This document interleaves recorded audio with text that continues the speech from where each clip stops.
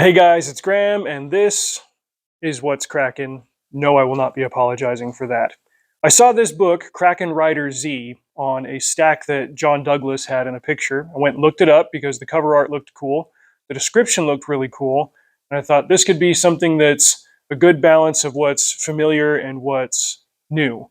So why don't I go and burn an Audible credit on it, because the audiobook is narrated by Tim Gerard Reynolds, who is excellent. So I did that. I finished listening to it recently. I've been digesting it, and I've got some thoughts. Some good, some bad. We'll see where it takes us. Here's the description from Amazon. If there's one thing dragons fear, it's a kraken. Even lowly hole scrubber Z Taro knows that. Like everyone on the island kingdom of Tosh, he grew up frightened by fables and horrible tales of the great beasts of the deep. It seems an odd thing to impress upon the children of the realm because, luckily for the dragons and their riders, no one has seen a kraken in 1,000 years. Then again, Tosh's lifeblood is the sea. Royal dragon knights guard the king's ships from the constant threat of pirates, hostile empires, and the monstrous horrors that dwell beneath the waves. It makes sense that the people would fear krakens, even after generations of knights graduate and take flight from the ramparts of Triumph Citadel, the country's most elite, and therefore also exclusive, military academy. A school that Z, who has barely ever had more than 2 copper pennies to rub together, should have no chance of getting into. Thing is, Z has a secret. He's not only seen a kraken, he saved its life. When that truth gets out, will Z be hunted by the dragon knights he has always envied and admired, or will he become the first kraken rider in history? Let me tell you right now, the way that this book is pitched and summed up here in the Amazon description, it only sort of overlaps with what's actually inside it. Yes, Z Taro is a hole scrubber on a ship in Tosh. Yes, there are dragon riders. Yes, the Navy and the Dragon Knights, they protect Tosh from raiders and monsters. There are plenty of really cool sea monsters in the story. But the way this is described is not the way that the story actually reads. The Dragon Knights find out about this kraken pretty early on. There are only a couple of minor concerns about it, and then from there, it's really more of a diplomatic and academic debate as to whether we should admit this kraken and its rider into the Academy for Dragons and their riders. It's more of just an analytical debate of where do these two characters, Z and the kraken's name is Jessup, where do they fit into the system that we've created? After reading this summary, I got the impression that it would be a story of Z, who is the protagonist and therefore a good guy, on the run from the Dragon Knights, who are also good guys, but just greatly misunderstand who he is and what he's about. And he's got to learn on the fly with diminished resources and with really being the first Kraken rider ever, as far as anybody knows, figuring all this stuff out the hard way. I understand that progression fiction is different from LitRPG in the sense that it's not so heavy on the statistical analysis, which is great.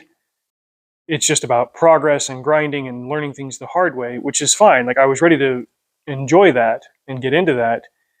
But somehow the way that this compelling pitch and concept was executed didn't really live up to its potential. But we'll get more into that here in just a second. The way the story actually plays out, well, it starts out with Z being 7 years old. There's an earthquake near Tosh. His family lives right on the coast. He's the only son of a couple of pig farmers. They're really poor, but they have good values. The dad is honest. He teaches that to Z. After an earthquake, he finds a couple of eggs near the shore that hatch and give birth to a couple of cephalopods. One of them dies. The other one starts growing and becomes stronger, becomes healthier. He keeps these creatures secret from his family because he's worried about what they might be and what might happen to them. But he's able to start communicating with one of these. He names it Jessup. It grows. It's a kraken. All right, you can tell from the title of the book that it's going to be a kraken. When it's eventually discovered by the Navy, they capture it, and at this point, Z is bonded with the kraken the way that riders and dragons bond. That's something that's established in the world. And he goes to rescue the kraken from the Navy. They put it into a barrel, and they're going to put it on a ship and take it somewhere. He goes on board the ship, and he frees the kraken, gets it out into the water. But in the process, it's revealed that Z is, well, you know that he's adopted, but he's also actually a member of the merfolk. So mermaids, merwomen, mermen, whatever, they exist in this world. He's one of them. His origins aren't explicitly explained, but there is an existing law that any merfolk that are captured by the Kingdom of Tosh, they can then be pressed into service as hull scrubbers for the Navy, and they never get to go back ashore. They have big, heavy chains put around them so that they can't swim away, and that's that. Like his life is effectively over, but he more or less surrendered his freedom to rescue this Kraken. The way that this first part of the book was written, all this stuff that happens when Z is 7 years old, it's very, very quick. The pacing is very good. The introduction to the world is fantastic. It's very well done. And I remember like just getting through this part of the book, telling my wife, I was like, this is a good, fun fantasy. I think the boys would like this. I got a friend of mine who's big into progression fantasy, and I told him about this one. I was like, I'll let you know how it goes, but it's off to a very, very strong start. Especially because after part one ended and it goes into part two, there's a 10-year jump. We don't have to watch every grueling detail of those 10 years. It's just, here's the jump 10 years later. Z is 17, and we're seeing what he does as a hole scrubber. Since he's a merman, he can breathe underwater. They run him along a chain underneath, and it's his job, since he can also see and hear and do all the underwater stuff that mermen can do. It's his job to just constantly go around the hole, scrubbing barnacles off and keeping it literally ship shape. Life on the ship is hard. The captain sucks. The crew are mostly jerks. The surgeon is a friend of his. Other than that, there's not a whole lot to enjoy or look forward to. He hasn't been able to hear his friend Jessup, the Kraken, the way that he could before. He hasn't heard him for a long time. His last order was to swim away and be safe. But then one day the ship gets attacked by a sea dragon, and it's a life-threatening moment. And Jessup appears out of nowhere and kills the sea dragon and makes himself known to the ship. And he's fully grown now. And this becomes a big, not international incident, but a big political incident. The Navy sends a representative out to this ship, which was called the Kraken fish, and they say, "Hey, we're going to pull this merman and this Kraken from your employ." They take him from the ship's captain, and we're going to bring him to the mainland, and we're going to study him. This whole setup from the description of the book that, like, oh my gosh, Krakens are the mortal enemies of the dragons, and it might be illegal to do this, and blah blah blah. Like, none of that really manifested in the story from there. And I was like, oh, I kind of expected this to be a thing where a Kraken appears and rescues the merman, merboy, mer whatever from the ship, and they go off into hiding, and then they grind and learn about their powers the hard way, and then they have to kind of make their case to the Empire through good works, through demonstrating honorability and kind of changing this perception about Krakens and their suitability for riders or whatever. Plus, like, just the very idea of a Kraken rider, like it conjures a very cool aesthetic. Here's a merman who can ride Krakens the way that people on land can ride dragons, and maybe they could team up. We can get some really cool visuals, all that stuff. Progression fantasy, it differs from LitRPG so far as I understand, that it's not so heavy into the stats. You're not going to drown in statistical analysis. The statistical analysis.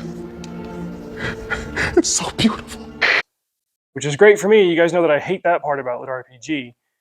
But it seems like it replaced all of that stuff that slows down the story with really long explanations of the mechanics of the world and the world building. Almost like they're offering up a manual about how you would play an RPG based on this structure and this world system, and then you watch a kid walk from step 1 through step 10 and just basically do all of the stuff to show how it works without there being so much story to support it along the way.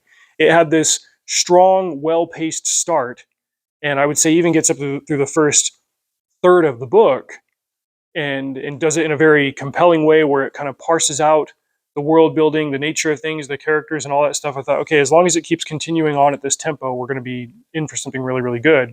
Well, then if you're taking the overall length of the 700 pages of the book, here's that first third that's that, and then half of the overall length of the book of what remains is freaking this.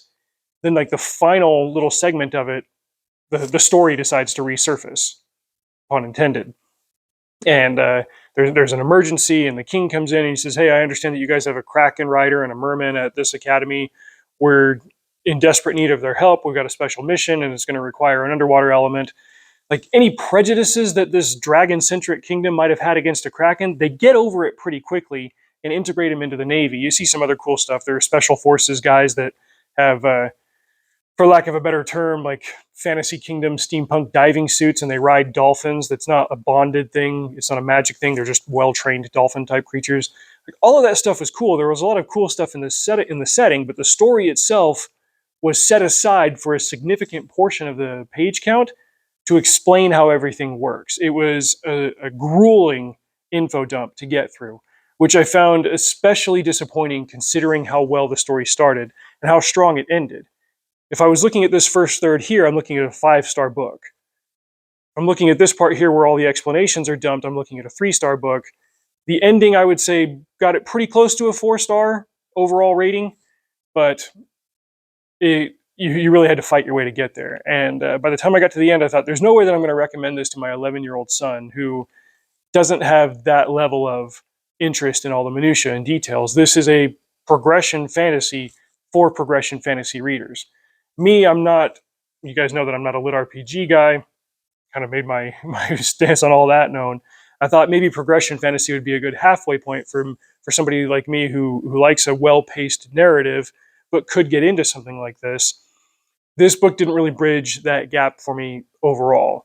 If we're looking at the audience as a massive pie chart of like, here's regular fantasy readers who could read this, and here's progression fantasy readers who are going to gobble this up, there's a small sliver, I think, of fantasy readers who don't read prog fantasy that could still get into this, and I'm standing just outside of that sliver.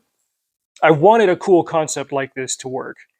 I would read a book like this if it were just a regular vanilla fantasy that wasn't so focused on the progression elements of taking a character that starts out at 0 on the stat sheets and working his way up through different magical powers and unlocking abilities and stuff.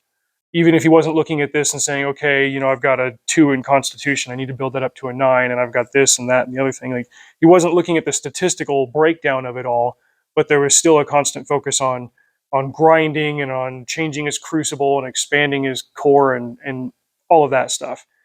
That's where I, as a not RPG reader, get lost in something like this. But I would still like to read a story like this, and that's probably why I will eventually read the sequel whenever it comes out. Dirk Ashton and David Estes, I went and kind of looked at their backlogs on Amazon. Apparently they're very successful. I don't know if they're necessarily indie, or if they work with a smaller press, but they've got a great following, and they've had a lot of success. I might check out some other writings of theirs individually. This one, it was a strong concept that didn't completely land for me, but I do want it to work, and so I will give it another try. It does help that the audiobook was narrated by Tim Gerard Reynolds, who is my second favorite overall narrator of all time. Number 1 being Bronson Pinchot, the GOAT, but Tim Gerard Reynolds is an incredible asset to have. And so he was actually one of the big selling points behind why I decided to pick up this particular book. I do give it a recommendation on that note. I don't want to spoil anything about the ending. There were just some things that disappointed me, but the high points were high enough for me to maintain interest. So it is a recommendation. Do check out KRAKEN Rider Z. Just be aware that this was a book that has 2 authors, and my rule is any book with 2 writers attached to it is immediately twice as long as it needs to be, with few exceptions. This one was not one. Overall page length was 682. It's a lot of book to push your way through.